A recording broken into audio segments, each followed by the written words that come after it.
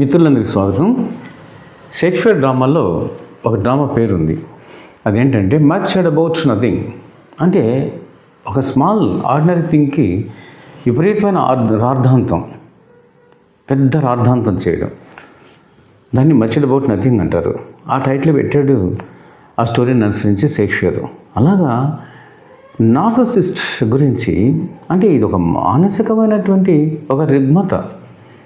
ఇంతకుముందు నా వీడియోలో చెప్పున్నాను మీకు నార్సిసిజం అంటే ఏంటి, అతని యొక్క ప్రవర్తన ఎలా ఉంటుంది అనేది. కానీ చాలామంది సైకాలజిస్టులు, థింకర్స్ ఈ నార్సిసిస్ట్ అనేటువంటి ఒక మెంటల్ డిజార్డర్ ఉన్నటువంటి ఆ వ్యక్తి గురించి విపరీతమైనటువంటి డిస్కషన్స్, విపరీతమైనటువంటి ఉపన్యాసాలు. అతను మహా డేంజరస్ మ్యాను, చాలా serious person, highly insulting man, suicidal temperament, తను చంపవచ్చు లేదా తను చనిపోవచ్చు లేదా ఇతరులను చంపేయవచ్చు.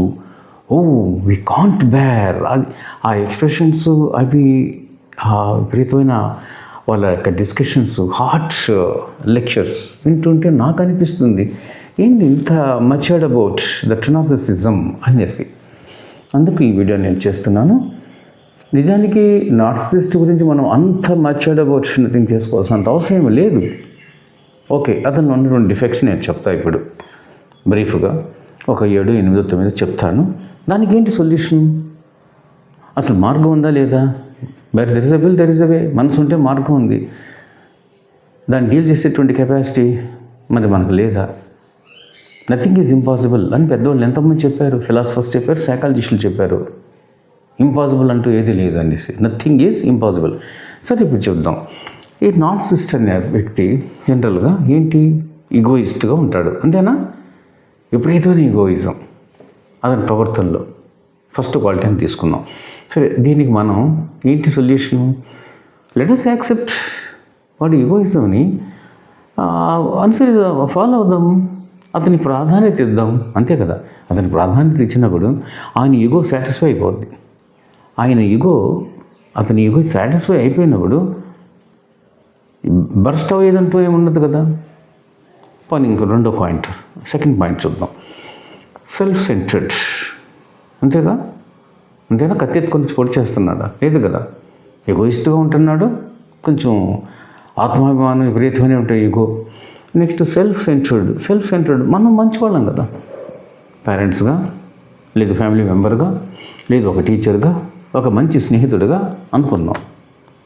నువ్వు మంచి స్నేహితుడు, లేదా ఒక మంచి ఫాదరు, ఫ్యామిలీ మెంబర్ అనుకో. మనలో బ్రాడ్ మైండెడ్ నేచర్ పెంచుకున్నాం. ఎప్పుడైతే నీలో బ్రాడ్ మైండ్ ఉంటుందో నువ్వు సెల్ఫ్ సెంటర్డ్ కాదు. నీళ్ళు స్వార్థం అంటూ ఏమి ఉండదు. ఆయన చెప్పింది అన్నీ అవునా, అలాగా, ఓకే, నీ ఇష్టం, అలాగే చేద్దాం.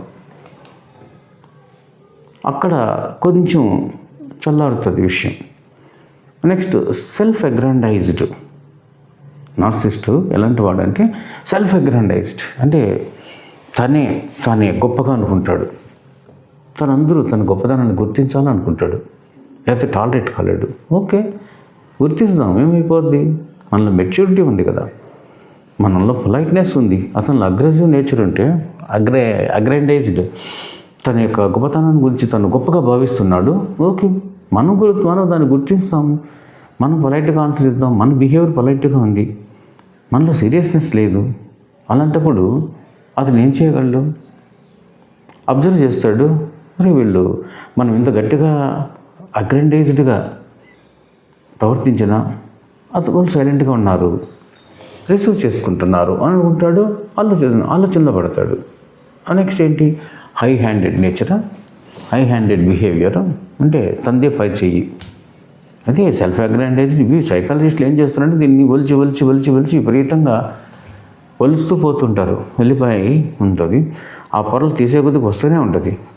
కొన్ని పువ్వులు ఉంటాయి, బంతి పువ్వు ఉంది, ఒక్కొక్క రేకు వస్తూనే ఉంటుంది. అలాగా మనం ఈ సైకాలజిస్టులు ఏం చేస్తారంటే ఒక వ్యక్తిలో ఒక 2, 3, 4 రుగ్మతలు ఉంటాయనుకో, లోపాలు ఉంటాయి సైకలాజికల్గా. దాన్ని వాళ్ళు విపరీతమైన లేయర్స్ను, సెల్ఫ్ అగ్రాండైజ్డ్ అన్న ఒకటే, హై హ్యాండెడ్ బిహేవియర్ అన్న ఒకటే, ఇంచుమించు. సెల్ఫ్ అగ్రాండైజ్లో తను గొప్పగా అనుకోవడము, గర్వంగా ఫీల్ అవ్వడం. హై హ్యాండెడ్ అంటే తనదే పై చేయిగా ఉండాలి ప్రతి దాంట్లో. మీన్స్ నేననేది ఏంటంటే టీచర్స్గా మనం మెచ్యూర్డ్, అతని ఫ్రెండ్గా మనలో మెచ్యూరిటీ ఉంటే, మనలో కూడా మానసిక రుగ్మత అనేది ఉంటే అతనితో ఢీకొంటాం, కొంత ఢీకొన్నట్టుగా. ఎదురుగా ఆవు వస్తుంది, పెద్ద ఆవు, కొమ్ములు, పక్కిలిపోతాం, పోతున్నాం, దారిలో పాము ఎదురొచ్చింది, బుసగొడుతుంది, మనం సైలెంట్గా దూరంగా వెళ్ళిపోతాం. అంతే కదా విజ్ఞత ఉండేవాడు చేసే పని. సో మనలో విజ్ఞత ఉంది, అతని హై హ్యాండెడ్నెస్ని మనం ఏం చేస్తాం, యాక్సెప్ట్ చేస్తాం, అడ్మిట్ అవుతాం. ఓకే పోనీ అతను చెప్పినట్టే విందాం. అయితే పూర్తిగా వినకుండా అయిపోవడం కదా. నువ్వు ఒబీడియంట్గా చెప్పగలిగితే అలా కాదు ఇలా చేస్తే బాగుండు అని అన్నప్పుడు ఆలోచిస్తాడు. సరే నీ ఇష్టం. ఎప్పుడైతే మనం బెండ్ అవుతామో, మైల్డ్గా ఉంటామో, అతను కొద్దిగా దిగి వస్తాడు అనేది నా అభిప్రాయం. అగ్రెసివ్ అన్నీ రిలేటెడే కదా, దానికి మనం ఒక్కొక్క దానికి ఒక పేరు పెట్టుకుంటున్నాం. ఈ నార్సిస్ట్ ఇలాంటి వాడు aggressive, high handed, self aggrandised అని. అగ్రెసివ్, ఎస్, అగ్రెసివ్ అంటే చాలా ఎమోషనల్గా గట్టిగా బెదిరించడం, అరవడము. అంటే సబ్మిసివ్కి ఆపోజిట్ అగ్రెసివ్. అవును, ప్రతి ఒక్కరూ మన ముందు సబ్మిసివ్గా ఉండిపోవాలి, ఒబీడియంట్గా తలంచాలి అన్నట్టుగా మనం ఎందుకు ఎక్స్పెక్ట్ చేయడం? అది కూడా తప్పే కదా.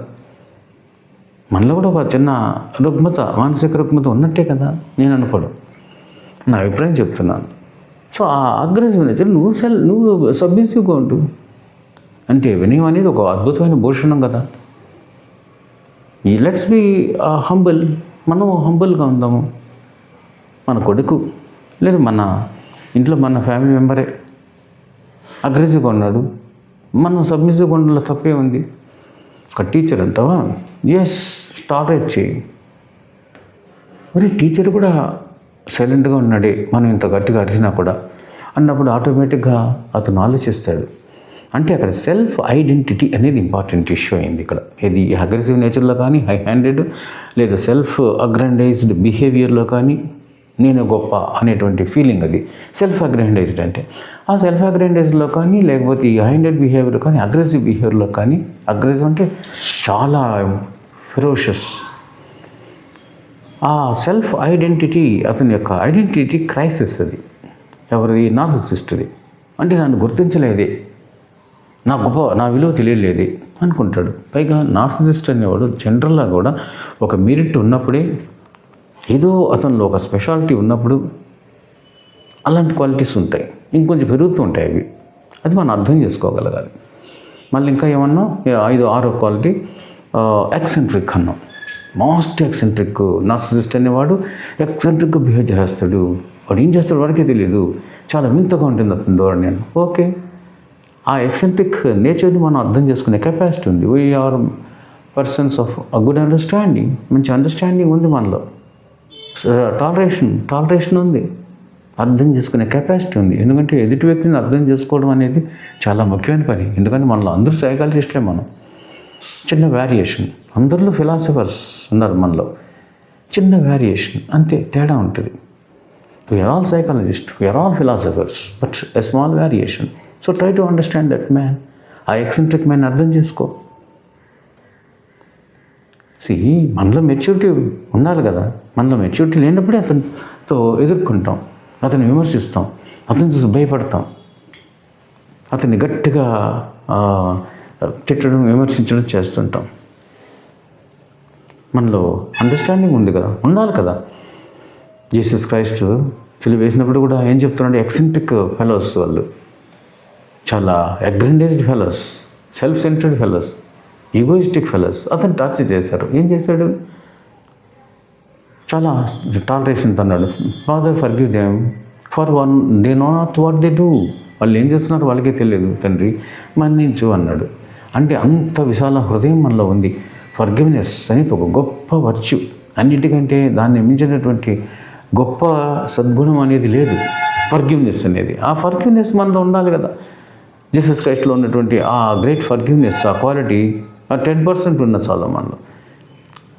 రాముడు ఎన్ని కష్టాలు వచ్చినాయి, ఎంతమందిని అతని మీద అసూయ, ద్వేషము, అతన్ని అకారణంగా అతన్ని హింసించాలనుకుంటారు, అకారణంగా అతన్ని కష్టపెట్టాలనుకుంటారు శ్రీరాముడిని.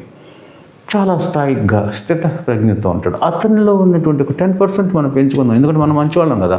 అతను నార్సిస్ట్, ఓకే, ఆ ఎదుటి వ్యక్తి నార్సిస్ట్, బట్ మనం నార్సిస్ట్ కాదు కదా, మనం మంచివాళ్ళం కదా. రాముడిలో ఉన్నటువంటి ఒక 10% క్వాలిటీ పెంచుకో. అదే ఇంకా అతను నార్సిసిస్ట్, ఇంకో గుణం 7వది లేదా 8వది, హైలీ ఎమోషనల్. ఓకే, అతను ఎమోషనల్, నువ్వు కూడా ఎమోషనల్గా ఉండాల్సిన అవసరం ఏముంది? నువ్వు కూడా ఎమోషనల్ అయినప్పుడే క్లాష్ వస్తుంది, కాన్ఫ్రంటేషన్, ఒకరినొకరు ఎదుర్కోవడం అనేది జరుగుతుంది. అండ్ హైలీ ఇన్సల్టింగ్ ఫెలో అతను, చాలా ఇన్సల్టింగ్, హర్టింగ్, మనల్ని హర్ట్ చేస్తాడు, ఇన్సల్ట్ చేస్తాడు.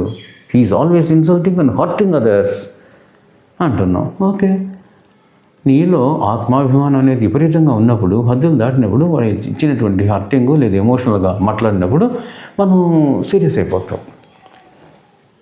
మనలో ఒక గుడ్ లవ్ అండ్ అఫెక్షన్ అనేది ఉన్నట్లయితే అదే ఒక్కటే పెనేషియా, సంజీవని.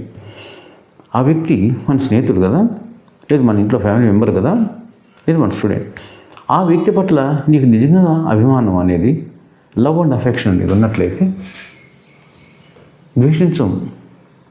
మన ఇంట్లో మన బిడ్డకే ఒక నార్సిస్ట్గా ఉన్నాడు, మన తమ్ముడే నార్సిస్ట్గా ఉన్నాడు, ఏం చేస్తాం? ద్వేషిస్తామా? బయట తరిమేస్తామా? No. We will be dealing with all men and matters with a most affectionate way. అక్కడ ఉపయోగించేటువంటి సంజీవని ఏంటంటే లవ్ అండ్ అఫెక్షన్, ప్రేమ, అభిమానం, మన మనిషి, ఆ సెన్స్ ఆఫ్ బిలాంగింగ్నెస్, ఇవన్నీ ఉంటాయి. And at the same time సరే, ఆ వ్యక్తిలో నార్సిస్ట్ ఎప్పటికీ మారడు. ఇంకోటి 9వ 10వది అనుకున్నాం, ఇంకొక క్వాలిటీ, అతను he doesn't change at all, no transformation, అతనిలో పరివర్తనే రాదు, ఒక స్టబ్బాన్ నేచర్. ఇవే కదా నార్సిస్ట్ గురించి. ఇంతకంటే ఎక్కువ చెప్తున్నామంటే అది just rubbish, much about nothing అని అర్థం. సో ఏం చెప్పారు అందరూ సైకాలజిస్టులు తెలుసా? ఎదుటి వ్యక్తి సరే అతనిలో మార్పు రాదు, మారడం లేదు, అతనిలో మార్పు రానప్పుడు నువ్వు మారు, యూ చేంజ్ యువర్ యాటిట్యూడ్. అసలు నీలో మంచి మార్పు రావాలి, అతను ఎలా డీల్ చేయాలి, ఎలా ఓర్చుకోవాలి, ఓయమ్మ అతనితో చాలా జాగ్రత్తగా ఉండాలి. మన అప్రోచ్ కానీ, బిహేవియర్ కానీ, వే ఆఫ్ టాకింగ్ కానీ, dealing with men and matters అనేది కానీ చాలా జాగ్రత్తగా ఉండాలి. అంటే నువ్వు మారాలి, నీ యాటిట్యూడ్ మార్చుకోవాలి. ఎందుకు అని అంటే యాటిట్యూడ్ ఈజ్ ఎవ్రీథింగ్.